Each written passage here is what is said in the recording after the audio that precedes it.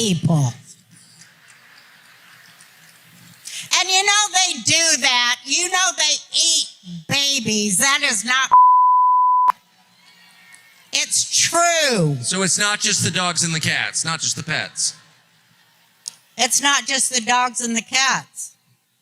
They're full-on vampires. And everybody still thinks I'm crazy, but I'm not crazy. They're full-on vampires. They love the taste of human flesh and they drink human blood. They do, Tucker. Stop staring at me like that. You're freaking me out, man. Because you spent your life in the entertainment business, so I think you have some authority on this. One of the most popular television programs in American history premiered with Roseanne Barr in 1988, and at its peak, nearly 40 million people tuned in to watch each episode, making it the #1 show in America for 5 consecutive years and running for 9 successful seasons.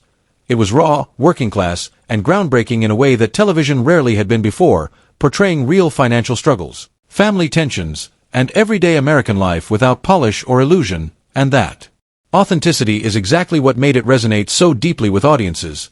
But in 2018, a single tweet abruptly ended that legacy, at least on the surface, because the widely accepted narrative that one controversial post alone destroyed her career leaves out years of context that came before it. Years in which Roseanne Barr had increasingly spoken out about what she believed were troubling patterns within powerful circles in Hollywood and beyond, long before figures like Jeffrey Epstein became widely known in mainstream discourse and long before court documents and investigations brought those networks into public view, and during that period, her claims were largely dismissed, her credibility questioned, and her warnings framed as erratic or conspiratorial, even as she continued to insist that something deeper was happening behind the scenes. This is what makes her story more complex than a single moment in 2018, because by the time her show's reboot became one of the highest-rated sitcom premieres in years, drawing over 18 million viewers, she was not just a television icon returning to the spotlight. She was also someone who had spent years voicing concerns that the industry did not want to engage with, and when the tweet controversy erupted, ABC canceled the show within hours despite its massive success, later continuing the series without her under a different name, preserving the ratings while removing its central figure entirely, which raises questions not about whether the tweet was offensive, it clearly was and widely condemned, but about how quickly and decisively the response came compared to other situations in the entertainment industry that historically unfolded far more slowly. At the same time, it's important to separate documented facts from personal claims, because while Roseanne described experiences and observations that deeply unsettled her, including a story about feeling unsafe at a Hollywood gathering, those specific accounts remain unverified and should be understood as her perspective rather than established evidence. Yet what is documented is that over time, broader investigations and released files related to Epstein revealed confirmed connections between him and numerous influential individuals across politics, business, and entertainment, which shifted public conversation in ways that were not happening when she first spoke out. And that shift is why her earlier statements are being revisited now, not necessarily as proof of everything she claimed, but as part of a larger timeline where certain warnings, whether fully accurate or not, intersect with later disclosures that exposed real networks of power and abuse. Ultimately, understanding what Roseanne built, her influence, her audience, her control over her own show in an industry where that was rare, makes the scale of her removal from that space more significant, because it wasn't just the fall of a controversial figure, it was the removal of one of the most powerful voices in television at the time, and whether you view her as someone who crossed a line and faced consequences or someone who was sidelined after becoming too disruptive to the system she once thrived in, the timeline matters, the context matters, and the central question remains open-ended. Was she simply ahead of a conversation that the public wasn't ready to have yet? Or did her later actions overshadow everything that came before, leaving her legacy permanently divided between what she created and what ultimately brought it to an end? I think that the American people are adult enough to accept everything from the JFK, MLK files, from the Epstein files, and I think that it's about time that the federal government treats us like adults and like we can handle it. The reason why I think this is blowing up in such a PR crisis is because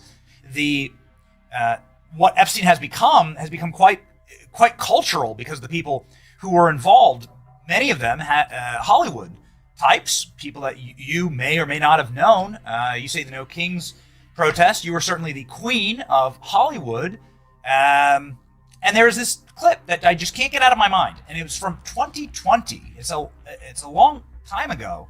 It's the single best roast of Hollywood I've ever heard from Ricky Gervais. I'm going to play that was so great. Really short clip here. And it's just 20 seconds, but he says something, and it's so telling, especially the responses from the Hollywood elite in the room, where he says, you're all friends with Epstein. You had to use your own plane to get here. Here we go. That's a show about a man who wants to kill himself because his wife dies of cancer, and it's still more fun than this, okay? Spoiler alert, season 2 is on the way, so in the end, he obviously didn't kill himself, just like Jeffrey Epstein. Shut up. I know he's your friend, but I don't care. You like to make your own way here in your own plane, didn't you? So... You know what, Benny? I don't think he's dead. I think they took him out of there, and, I think he gave everybody up. I don't think he died. One of the most recognizable figures in American television, Roseanne Barr built her legacy with Roseanne, a show that didn't just succeed. It reshaped what success looked like by bringing a raw, working-class perspective into millions of homes, reaching nearly 40 million viewers at its peak and holding the #1 spot for years. A level of influence that made her not just a performer but a central voice in entertainment, someone who had fought for creative control and used it to tell stories that felt real rather than polished, which is what makes everything that followed so much more significant. Because years before her 2018 controversy and long before Jeffrey Epstein became widely discussed in public discourse, Barr had already begun speaking about what she believed were troubling patterns among powerful figures in Hollywood and beyond, framing the issue as something cultural and systemic rather than isolated, even sharing a personal story about a Hollywood event that unsettled her deeply, an account she stands by but which remains unverified and should be understood as her perspective rather than established fact. Yet what can be documented is how her public image shifted as those statements became more frequent, with critics dismissing her as erratic while the industry that once celebrated her began to distance itself. And then came 2018, when the revival of Roseanne debuted to massive rating success, only for a single tweet involving Valerie Jarrett to trigger immediate backlash, widely condemned and followed by a swift cancellation of the show despite its commercial success, a response Barr later apologized for, but one that also sparked broader debate about how quickly institutions act in certain cases compared to others, especially when contrasted with how long issues surrounding figures like Harvey Weinstein remained unaddressed despite widespread knowledge within industry circles, raising questions for some observers about consistency, accountability, and timing, though it remains important to separate documented facts from interpretation, as the release of materials connected to Epstein has confirmed associations with various high-profile individuals, including names like Bill Gates, Prince Andrew, and Bill Clinton, but does not substantiate every claim made publicly or validate all theories surrounding those connections,